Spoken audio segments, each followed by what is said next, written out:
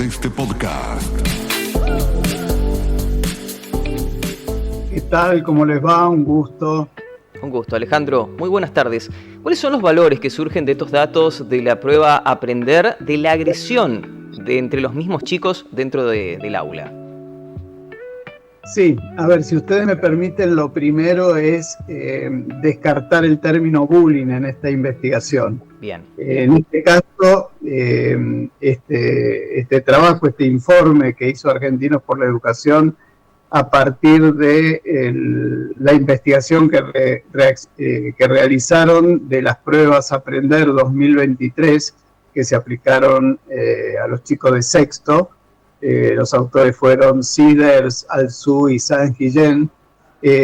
Fueron muy precisas en esto, ¿no? O sea, se referían a que 6 de cada 10 alumnos, un 63% promedio de chicos de la primaria, habían sido víctimas de una agresión en la escuela o en las redes sociales, ¿no? Acá lo que se consideró fue el conjunto de situaciones generales, ¿no? De violencia, mentiras, amenazas, daño, robo, apertenencias, agresiones físicas o verbales en general, que pueden haber sido tranquilamente esporádicas o no.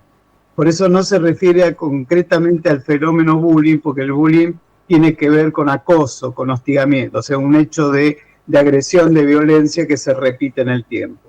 Pero ya las cifras igualmente, ¿no? Hablar de un 63% de estudiantes del casi el último año de la primaria, ¿no? Que están refiriéndose a estos niveles, sí realmente es preocupante. En este sentido, Alejandro, ¿qué pasa con los chicos? ¿De dónde ves este incremento? ¿O qué es lo que surge para que nazca esta violencia? Hablamos de chicos de primaria, esta violencia, esta discriminación, uno entendiendo, ¿no? Las infancias, donde tendrían que jugar, pero sin embargo se ve este lado oscuro. ¿Por qué nace esto o de dónde yace? Sí, las cifras dijimos, ¿no? Por un lado las de agresiones eran 6 de cada 10, la discriminación estaba promedio en el país 36%, Chaco tenía un poco más, pero después si quieren ustedes podemos hablar lo relativo, ¿no? De esta cifra, porque a veces que dé poco puede ser signo de naturalización, ¿no? Y que dé mucho también puede ser un indicador de que es un tema que se habla o que hay más conciencia de los derechos, ¿no? Así que tendríamos que tomarlo con pinzas. Pero volviendo a tu pregunta, en general, nosotros si partimos del marco teórico de la violencia, nosotros decimos la violencia en general es una conducta aprendida, una conducta aprendida en distintos ámbitos, ¿no? Prioritariamente va a ser la familia, que es la primera escuela, la primera socializadora, ¿no? La escuela de valores, donde se aprende la resolución de conflictos, la tolerancia, etcétera. Después va a venir el barrio, ¿no? Lo cercano, el entorno cercano. También tenemos que incluir la escuela. La escuela no es un ámbito inmaculado, ¿no? Sino que es un ámbito donde hay chicos que pueden aprender también a ser violentos, por ejemplo, para ser aceptados, ¿no? Por el grupo, para integrar armar un grupo de pertenencia. Y luego la sociedad en general, que está permanentemente dándonos mensajes. Y sobre todo hoy, que tiene que en esta época, ¿no? De hiperconectividad, tiene mucho que ver también las redes sociales que entran directamente a la casa.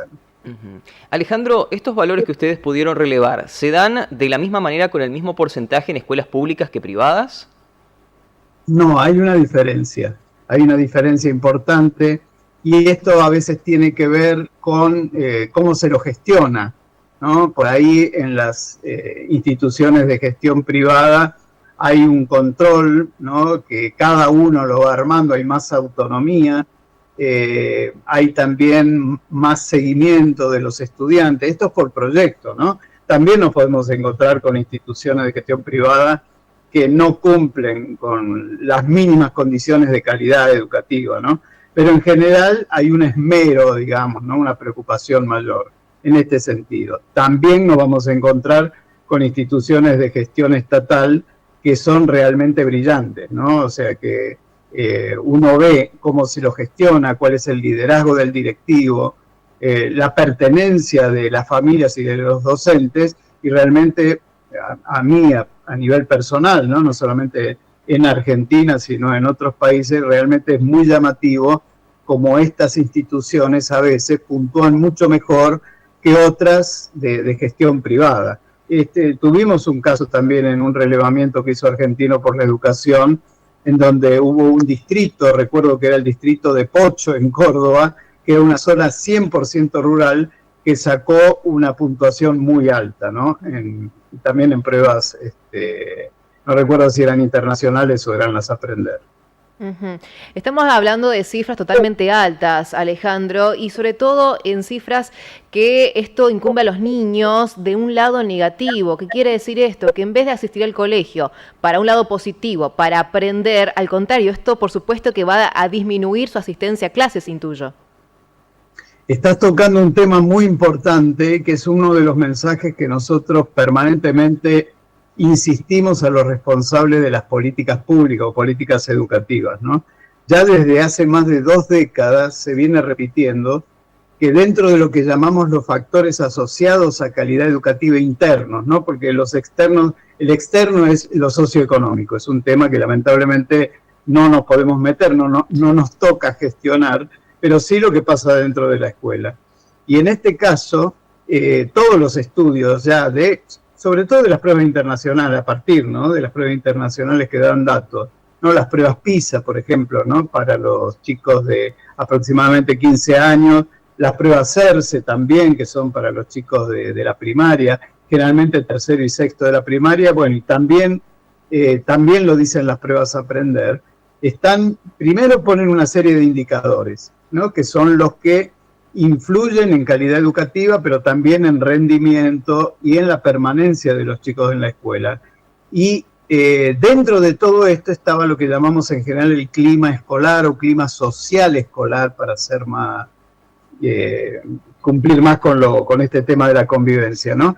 Y pasó a ser protagonista, de ser uno más dentro de los distintos indicadores que tienen que ver con liderazgo directivo, capacitación docente, presupuestos, etcétera. Hoy es, según los organismos internacionales, el indicador más importante, el que más está influyendo en el aprendizaje de los chicos y en su permanencia en la escuela. Uh-huh. Alejandro, esta es una gran alarma porque obviamente lo que pasa en la sociedad se traslada al aula y estamos normalizando la violencia al punto tal de que tal vez el chico no lo vea como violencia a esto que se vive dentro del ambiente escolar. Muy bien esto que estás planteando, ¿no? Cuando uno analiza bien el estudio se va a encontrar estas cifras, ¿no? Hay chicos que hablan 6 de cada 10 que dicen que sufren agresiones, casi el 40% está hablando de distintos tipos de discriminación a nivel, lo que tiene que ver con su aspecto físico, por cuestiones personales o familiares, y sin embargo, el 90%, 9 de cada 10 está diciendo que la escuela es un lugar en donde se sienten bien, ¿no? O un 65% que también manifestó que se llevaban bien entre ellos. Entonces uno dice, ¿qué pasó acá, no? Porque evidentemente hay un gran desencuentro en los números, y esto tiene que ver con lo que acabas de decir, ¿no? Nosotros, en general, no quiere decir que sea el único motivo, ¿no? Pero en general hay una naturalización del fenómeno, ¿no? De las agresiones, de la discriminación, de la violencia en general. Es como que la escuela es un ámbito donde seguramente se va a dar todo esto y los chicos lo aceptan, ¿no? Después ven cómo hago para formar mis grupos. Lamentablemente hay chicos que son víctimas de situaciones de violencia, sin embargo quieren estar incluidos en un grupo, ¿no? Lo que llamamos las víctimas incluidas, ¿no? Que tratan de aguantar un poco lo que pasa, a veces hasta con una sonrisa, ¿no? Pero necesitan formar parte de un grupo, ¿no? Ser parte de un grupo, porque son púberes y adolescentes, ¿no? Les importa mucho más esto, pertenecer a un grupo a veces que le vaya bien en las materias. Pero totalmente, una etapa muy, muy complicada también para los niños y los adolescentes. Bien, usted recién mencionaba un poco el porcentaje. Chaco lidera, ¿no?, el 49% en esta provincia, lamentablemente. Le sigue Santiago del Estero, 46%, y La Rioja, 45%. En este sentido, Alejandro, ¿usted cree que en un futuro se pueda revertir esta situación? No, seguro. Yo igualmente dejo flotando esto, ¿no?, que decía que a veces una mayor denuncia implica un mayor conocimiento, ¿no?, del fenómeno y de los derechos. Esto fue muy claro hace muchos años atrás con el tema de la violencia contra la mujer, ¿no?, la violencia intrafamiliar, en donde de golpe, cuando se empezó a trabajar a través de campañas sobre este tema, parecía que había una explosión de denuncias, ¿no?, y no necesariamente era esto, ¿no?, sino que ante el reconocimiento de los derechos había una mayor, justamente una mayor denuncia, ¿no?, de los casos, atreverse, ¿no?, animarse a sacarlo de la naturalización. Pero seguramente esto no tiene que ver solamente con lo que llamamos las micropolíticas institucionales, ¿no?, cómo se gestiona la convivencia dentro de cada escuela, que esto es importantísimo. Estamos muy preocupados por la lengua y la matemática, y está muy bien, porque no estamos bien, justamente, en estos temas, pero también tiene que quedar claro que si la convivencia, ¿no?, el encuentro con el otro, y no solamente con mi compañero, sino también con los docentes, la vida de la escuela, termina condicionando la lengua y la matemática, ¿no?, si queremos decirlo de esta manera. Pero también es muy importante las otras políticas, las macropolíticas, que tienen que facilitar justamente la tarea, ¿no?, que luego van a hacer cada una, por un lado también las provincias y por otro lado cada una de las escuelas. Entonces, creo que si tenemos una deuda, como pasó con México, a mí me ha tocado trabajar en programas de convivencia escolar a nivel federal en el caso de México, que luego bajaba a cada uno de los estados mexicanos y luego esto bajaba a cada una de las escuelas. ¿No? ¿Por qué? Porque se lo consideró una prioridad pedagógica. Lo mismo pasa con Chile, lo mismo pasa con Perú. Cuando uno analiza cómo está la política en general, ¿no?, la política educativa, el tema de la convivencia es una prioridad educativa. Alejandro, ¿y qué se puede planificar en el corto, mediano y largo plazo, no solamente para frenar estos índices, sino, lógicamente, como hablábamos, para disminuirlos? ¿Una puede ser el compromiso de la familia? Seguro.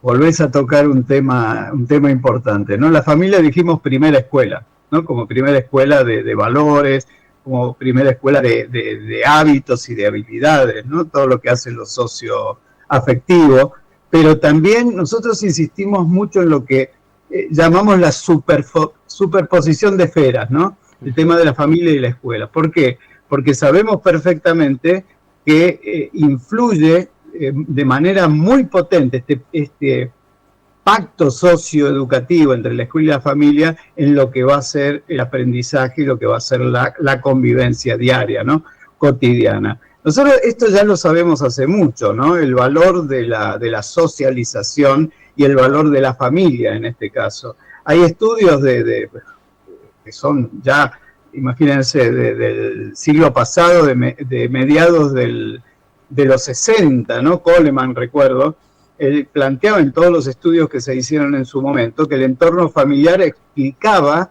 hasta el 60% de lo que pasaba en la escuela en relación a los aprendizajes y a la misma convivencia, ¿no? Entonces, bueno, es un tema, la escuela no puede faltar, tenemos que recuperar justamente esa alianza perdida con la familia y bueno, todo esto tiene que formar parte de políticas. Vuelvo, ¿no?, a las macropolíticas que tienen que ver cómo el Estado facilita la inclusión o el trabajo compartido, ¿no?, esta alianza entre escuela y familia. Y por otro lado, el tema de la contribución, esto que están haciendo ustedes, ¿no?, hablando del tema, dedicándole un tiempo importante, ¿no?, porque también me ha pasado a hablar con algunos 2 minutos, 3 minutos, y uno lo único que puede hacer es repetir cifras, nada más. Pero lo importante es la reflexión, ¿no? Y el tema también de la capacitación, la escuela tiene que ser un lugar donde se privilegie el encuentro, porque eso en definitiva es la educación, ¿no? Hay una frase que es muy representativa, ¿no?, que dice que la educación es un proceso de transformación en la convivencia. Y siguiendo un poco esa línea, Alejandro, ¿qué consejos le diría a papá, mamá, que está desde el otro lado mirando y escuchando el noticiero, para que puedan darse cuenta, quizás prestar especial atención en su hijo, en su hija, si sufre, si es víctima de discriminación escolar? ¿Cómo se puede dar cuenta? ¿Qué tiene que hacer? ¿Qué no tiene que hacer? Claro, cómo colaborar también. Exacto. Claro, hay que estar atentos, ¿no? Hay que estar muy atentos. Creo que hoy nos está faltando, la atención es una de las cosas que nos está fallando más y que más hay que trabajar, ¿no? Pero bueno, hay que estar muy atentos. Estamos más atentos cuando los chicos están en nivel inicial, en los primeros grados de la primaria, van creciendo, se van poniendo más difícil con la pubertad, ni que hablar con la adolescencia. Entonces, medio como que nos vamos apartando un poco, estamos más desatentos a esto. Los chicos siempre nos están dando mensajes. En el caso, por ejemplo, de situaciones ya concretas de agresiones, de violencia, el mismo bullying, ¿no? Hay que prestar atención a las conductas, a los cambios de conducta, que no es solamente que vengan tristes, sino también a veces pueden venir irritables, ¿no? Algunos estados por ahí hasta yo diría de angustia, algunos también de ansiedad, de cierta depresión en otros, que se lo confunde a veces con la edad, ¿no? Con la adolescencia. Entonces hay que estar muy atento. O sea, uno tendría que decir, y por ahí suena feo, ¿no? Pero decir, conocer a mi hijo realmente, para poder empezar a ver justamente cuando realmente hay un cambio de conducta, de estar muy atento. Y animarse a acercarse a la escuela, ¿no? Porque vuelvo a esto de este desencuentro que tenemos hoy con escuela y familia, pero acercarse a la escuela. Y en todo caso, como sí es cierto, pasa muchas veces, la escuela no responde, no reacciona como debería, bueno, seguir los canales, evitar que sea la judicialización que sea el último paso, ¿no? Porque hay casos realmente graves, ¿no? Sí. De daño. Entonces, tratar de buscar los caminos para solucionarlo, porque realmente es desagradable, pero es un tema que evidentemente hay que tratar de sanar, hay que tratar de incluir como corresponde en las dos grandes instituciones, ¿no? Familia y escuela. ¿Por qué? Porque deja secuelas, esto lo sabemos perfectamente, ¿no? Y los datos hasta llegar a niveles de estrés postraumático, etcétera. Exacto. Alejandro, muchísimas gracias por su tiempo. Ojalá que en lo próximo, nuestro próximo contacto, valga la redundancia, sea para hablar de estas cifras que hayan mejorado. Muy amable. Que sigan muy bien, gracias. Nordeste Podcast. Los mejores momentos de la radio de tu vida. Nordeste y vos. ¿Conectados? Siempre.